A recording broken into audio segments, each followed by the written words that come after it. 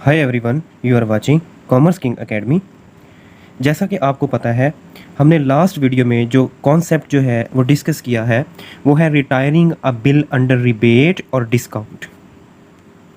Last video में इस concept को बखूबी क्लियर होने के बाद और इसकी जो एंट्रीज़ हैं बोथ पार्टीज़ के अकाउंट में वो भी डिस्कस करने के बाद अब आज की हम इस वीडियो में इसी कॉन्सेप्ट के रेलेवेंट जो इलस्ट्रेशन है, इलस्ट्रेशन नंबर 13, उसको डिस्कस और सॉल्व करने जा रहे हैं।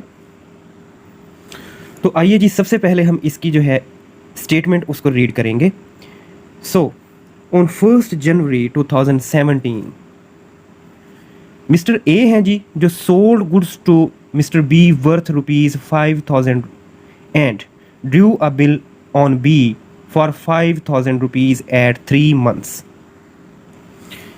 लास्ट इलस्ट्रेशंस जो कि पिछली वीडियोस में हमने सॉल्व की हैं और डिफरेंट स्टेटमेंट्स को रीड करने के बाद अब आपका अंडरस्टैंडिंग लेवल इस हद तक होगा और होना चाहिए कि आप स्टेटमेंट को रीड करें और रीड करने के साथ साथ जो है आपकी अंडरस्टैंडिंग जो है सॉल्व करने के लिए वो कंप्लीट हो। तो मैं इसे दोबारा पढ़ता हूँ, दोबारा रीड करता हूँ। 1 जनवरी 2007 है, मिस्टर ए हैं, वो सेल करते हैं अपनी गुड्स टू मिस्टर बी को वर्थ ₹5,000। जब सेल परचेज हो जाती है, फिर मिस्टर जो है ए हैं, जो सेलर हैं, वो ड्रू अ बिल, यानी बिल ड्रा करता है सेम अमाउंट का ऑन मिस्टर बी जो है उसका कस्टमर है, परचेजर है, और बिल का जो ड्यूरेशन है वो 3 माह है। तो आइए अब हम सोल्यूशन की तरफ बढ़ते हैं। चैप्टर नंबर 6 है जी, accounting for bills of exchange chapter का नेम है, जिसकी इलस्ट्रेशन नंबर 13 को हम सॉल्व करेंगे, जो कि फॉलो करती है कॉन्सेप्ट को रिटायरिंग अ बिल अंडर रिबेट और डिस्काउंट। तो मिस्टर ए जो है ये उसका जनरल है, जो शॉर्ट फॉर्म में लिखे हुए हैं जनरल अकाउंट, मिस्टर ए का भी और मिस्टर बी का भी। मिस्टर ए जो है वो सेलर है, मिस्टर बी जो है वो परचेजर है। बहुत ही सिंपल और मोस्ट रिपीटेड एंट्री है। ऑन 1 जनवरी 2017 हम डेट लिखेंगे सबसे पहले, 1 जनवरी 2017 को क्या हुआ जी, Mister A sold goods to mister B. अब इसकी हम जनरल एंट्री करेंगे, तो बी अकाउंट जो है वो डेबिट होगा, टू सेल्स अकाउंट जो है वो क्रेडिट होगा, with same amounts debit, 5,000 debit and 5,000 credit. ये एंट्रीज़ और जनरल की शॉर्ट फॉर्म में जो है वो पंच करने के लिए या एंट्रीज़ पास करने का जो मकसद ये है, क्योंकि अब आपका अंडरस्टैंडिंग लेवल है कि एंट्री जो है वो जनरल अकाउंट का फॉर्मेट क्या होता है, ओरिजिनल और इन एक्चुअल, और इसके कॉलम्स कौन कौन से होते हैं, ठीक है।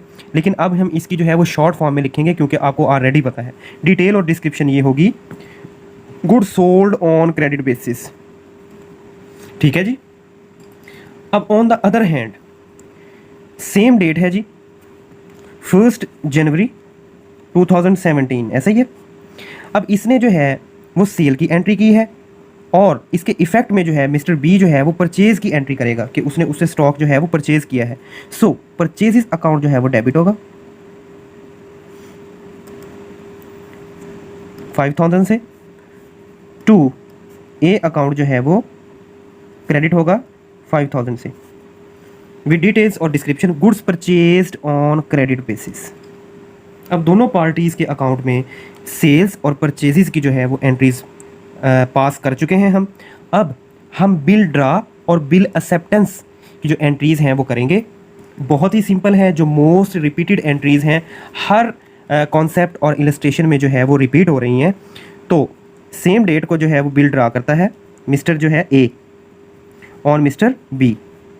1 जनवरी 2017 बिल्स रिसीवेबल अकाउंट जो है वो डेबिट होगा,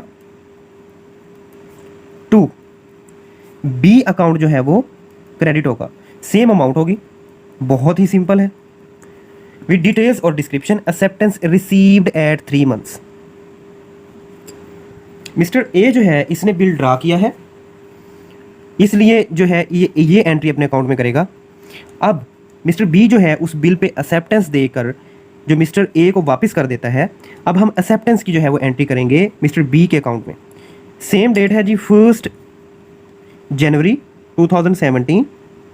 अब ये एक्सेप्टेंस दे रहा है यहाँ पे, जो कागज़ का टुकड़ा है, जो सिक्योरिटी या पेमेंट की सिक्योरिटी का जो डॉक्यूमेंट है, जिसे हम बिल्स ऑफ एक्सचेंज कह रहे हैं, इसके ऊपर अपने सिग्नेचर देगा मिस्टर बी, और मिस्टर ए को जो है वो वापस करेगा। और मिस्टर ए जो है टिल मैच्योरिटी डेट अपने पास उसको होल्ड करता है। पता है ना आपको, मैं साथ साथ रिवाइज इसलिए कर रहा हूँ ताकि जो नए आने वाले स्टूडेंट्स हैं उन्हें जो है साथ साथ जो बेसिक कॉन्सेप्ट्स हैं वो उन्हें उनका पता चलता जाए। ये एक्सेप्टेंस देते हुए ये एंट्री जो है अपने बुक्स में पंच करेगा। ए अकाउंट को जो है ये डेबिट करेगा। 2 बिल्स पेएबल अकाउंट जो है ये क्रेडिट करेगा। With same amounts 5000 debit and 5000 जो है वो क्रेडिट विद डिटेल्स और description. Acceptance given payable after 3 months.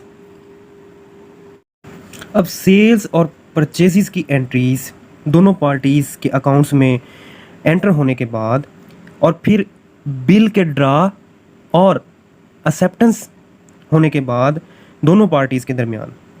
अब हम मूव करते हैं नेक्स्ट स्टेटमेंट की तरफ। आगे क्या कहता है जी, 1 month बिफोर इट्स मेच्योरिटी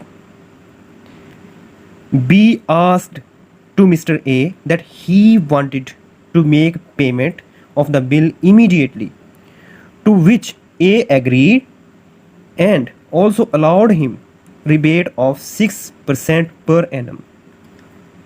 अब समझें जी, बिल की जो मेच्योरिटी डेट थी वो 3 माह के बाद थी। 1 जनवरी को जो है वो बिल ड्रा हुआ, तो जनवरी, फरवरी, मार्च 3 माह जो है इसका ड्यूरेशन था। अप्रैल की 3 या 4 तारीख को,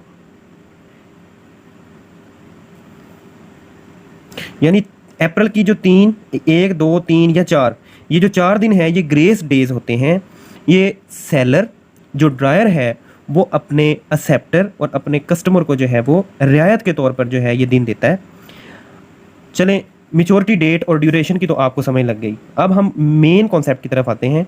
1 month बिफोर इट्स मेच्योरिटी, यानी इसकी मेच्योरिटी के 1 माह पहले, यानी जनवरी का पूरा मंथ गुजर गया, फरवरी का पूरा मंथ गुजर गया, ठीक है।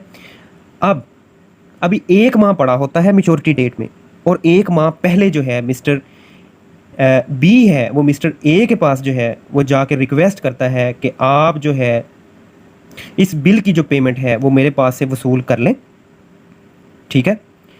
और जो मिस्टर ए है वो एग्री हो जाता है, यानी अलाउ करता है रियायत। रिबेट का मतलब होता है रियायत, डिस्काउंट, वो 6% है पर एनम के हिसाब से, ठीक है। यानी एक साल के हिसाब से जो है ये परसेंटेज जो है वो इंटरेस्ट की जो है वो है। तो अब 1 माह का जो है वो इंटरेस्ट जो है इस पर लागू होगा, यानी 1 माह का जो है इंटरेस्ट या जो रिबेट है, डिस्काउंट है, वो रिसीव करेगा जो कि उसका पेयर है पेमेंट का, मिस्टर बी जो है। और इसको बेयर कौन करेगा, यानी रियायत दे कौन रहा है, वो मिस्टर ए दे रहा है। स्टेटमेंट को बहुत अच्छी तरह रीड करने के बाद और डिस्कस करने के बाद अब हम बढ़ेंगे दोनों पार्टीज के अकाउंट में एंट्रीज की तरफ। तो मेच्योरिटी डेट जो है वो थी जी 4 अप्रैल 2017। तो 1 माह पहले की जो डेट है वो होगी जी 4 मार्च 2017, राइट। और एंट्री बहुत ही सिंपल है, सिंपल जो है बिल मिच्योर होने की एंट्री है। सो बिल्स रिसीवेबल अकाउंट जो है यहाँ पे डेबिट था। इसका मतलब ये है, इसकी लॉजिक ये है कि इन फ्यूचर जो है मिस्टर ए जो है वो अपनी पेमेंट जो है वो वसूल करेगा, और बिल्स रिसीवेबल जो है वो इसका यहाँ पे एसेट है। जैसे ही वो कैश वसूल करेगा जब बिल मिच्योर होगा, ठीक है, 1 माह पहले, तो उसके पास बहुत सिंपल एंट्री होगी कि बिल्स रिसीवेबल अकाउंट जो है वो क्रेडिट हो जाएगा, क्योंकि डिक्रीज इन जो है एसेट होगा, क्योंकि बिल्स रिसीवेबल अकाउंट यहाँ पे इसका एसेट था, तो डिक्रीज इन एसेट जो है क्रेडिट होगा। और कैश जो है ये रिसीव करता है, कैश जो है एसेट होगा इसके लिए, इसके अकाउंट में, जो इसलिए जो है इंक्रीज इन एसेट जो है वो डेबिट होगा।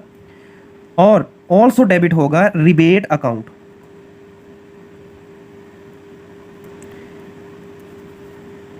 सिर्फ अब समझनी जो है वो यही टर्म है, आपने यहाँ पे यही टर्म जो है वो न्यू है, बाकी चीज़ें जो हैं वो रिपीटेड हैं, रिपीट हो रही हैं हर प्रॉब्लम में, हर इलिस्ट्रेशन में, हर कॉन्सेप्ट में। अब हम इसकी अमाउंट्स की तरफ आएंगे। अब कितना रिबेट दे रहा है जी, जो सेलर है मिस्टर ए है वो 5,000 पर, ये बिल की टोटल अमाउंट है, इस पर 6% जो है वो जो है डिस्काउंट दे रहा है, और 1 माह का जो है वो डिस्काउंट दे रहा है, जो कि पर एनम के हिसाब से जो है इस पर लागू हो रहा है। ठीक है, तो इसकी अब हम कैलकुलेशन करें तो हमारे पास आंसर आएगा 25 रुपीज़। कैलकुलेटर पे जो है आप इसे सॉल्व करेंगे, आप इसे यहाँ डायरेक्ट भी कर सकते हैं, लेकिन जो है हमारा आंसर यही है। जो रिबेट आई है वो 5,000 जो बिल की अमाउंट है इसका 6% है और 1 मंथ पर एनम है। क्लियर है जी। सो बिल्स रिसीवेबल की पूरी अमाउंट जो है वो 5,000 थी, जो कि इसने वसूल करनी थी। ये टोटल अमाउंट थी बिल्स रिसीवेबल अकाउंट की। क्लियर है जी। अब रिबेट कितना है जी, 25 रुपीज़, ये डेबिट है क्योंकि ये इसका एक्सपेंस है। जो सेलर है मिस्टर ए है, इसका ये एक्सपेंस है जो ये रियायत देता है, रिबेट देता है। और एक्चुअल जो है वो कैश कितना रिसीव करेगा, तो 5,000 में से हम जो है 25 रुपीज़ जो है वो माइनस करेंगे, तो बाकी रिमेनिंग अमाउंट जो है वो ये बच गई 4,975 रुपये। ये जो एक्चुअल अमाउंट है ये रिसीव करेगा रियायत डिस्काउंट देने के बाद। और इसकी डिटेल और डिस्क्रिप्शन क्या होगी, bill retired by the acceptor under a rebate of 6% per annum.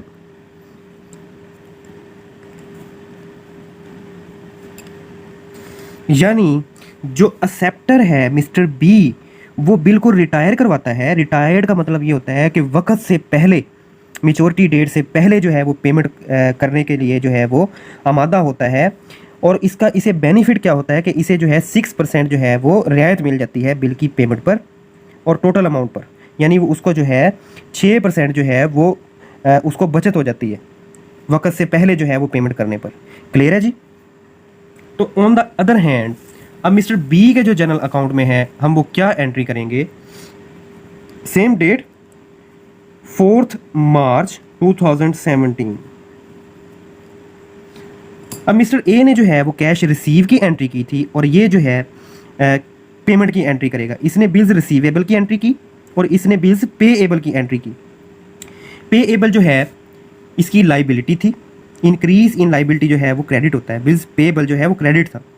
और जैसे ही इसने अपना कैश जो है वो पे किया तो डिक्रीज इन लाइबिलिटी जो है वो डेबिट होगा। बिल्स पेएबल अकाउंट जो है इसका यहाँ पे डेबिट हो जाएगा और कैश को ये पे कर रहा है, तो कैश अकाउंट जो है वो कैश एसेट होता है ना, तो डिक्रीज इन एसेट जो है वो क्रेडिट होगा। सिंपल कैश पेमेंट है। 2 रिबेट अकाउंट ऑल्सो जो है वो क्रेडिट होगा। ये दोनों एंट्रियां जो हैं आपको मैं यहाँ बताता जाऊँ, जो मैं हर क्वेश्चन में जो है वो रिपीट करता हूँ कि ऐसी एंट्रीज जो मोर देन 2 अकाउंट्स रखती हैं या उन्हें डील करती हैं, इन्हें हम कंपाउंड एंट्री कहते हैं। जैसा कि ये 2 एंट्रियां हमने की मिस्टर ए के अकाउंट में और मिस्टर बी के अकाउंट में। ठीक है जी। अब बिल्स पेएबल की जो एक्चुअल अमाउंट थी वो थी 5,000 रुपीज़। क्लियर है जी। और रिबेट कितनी दे रहा है, जैसा कि हमने रिबेट की जो अमाउंट है वो कैलकुलेटर पे जो है वो कैलकुलेट की थी, वो थी जी 25 रुपीज़। ये कहाँ से हमने जो है अखज़ की थी, हमने जो है 6% जो है 1 मंथ का 5,000 जो बिल की टोटल अमाउंट है उस पर हमने कैलकुलेट किया था, ऐसे ही है। अब 5,000 में से जो है हम 25 रुपीज़ जो है वो डिडक्ट करेंगे तो हमारे पास अमाउंट आएगी 4,975 रुपये। ठीक है, ये एक्चुअल जो कैश है ये पे करेगा। अब इस एंट्री की जो है वो लॉजिक समझे। रिबेट जो है वो सेलर के लिए एक्सपेंस था और अब परचेजर ड्राई जो मिस्टर बी है जिसने बिल पर एक्सेप्टेंस दी थी और जिसने जो है पेमेंट पे करनी थी, ठीक है, उसके लिए ये रियायत है, इसके लिए ये रेवेन्यू है, इसके लिए ये इनकम है, इसको आप जो भी कह लें। ठीक है, यानी इसके लिए मुनाफा है, बचत है, जो कि इसे जो हुई बिल की पेमेंट पहले करने पे जो है इसे ये वसूल हुई है। तो जो रेवेन्यू होता है, इनकम होती है, बचत होती है, डिस्काउंट होता है जो मिलता है बंदे को, रिसीव होता है कहीं से, तो वो क्रेडिट होता है। क्लियर है जी। विद डिटेल्स और description, bill retired under rebate 1 month before its maturity.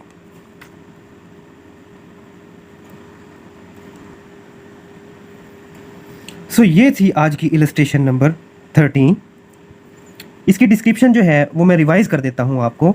Bill retired under rebate 1 month before its maturity, यानी कि जो परचेज़र है उसे 1 मंथ पेमेंट पहले जो मेच्योरिटी डेट से जो रियायत मिली है वो ये है, ठीक है। यानी उसका जो मकसद है वो ये था, वो डिस्काउंट और रियायत हासिल करने के लिए वो पहले पेमेंट जो है उसने की, ठीक है। और ये तमाम बातें जो हैं वो म्यूचुअल अंडरस्टैंडिंग से तय पाई हैं दोनों पार्टीज़ के दरमियान, मिस्टर ए और मिस्टर बी के दरमियान। तो स्टूडेंट्स, ये थी आज की illustration number 13।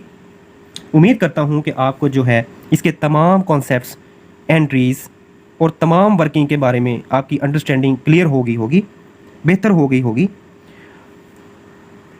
So see you in next lecture with new concept and new topic and new illustration।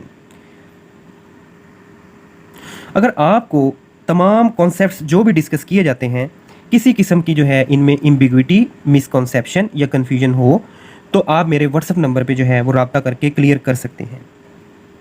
So thanks for watching this video. If you like this video then don't forget share, subscribe and comment. Thank you all.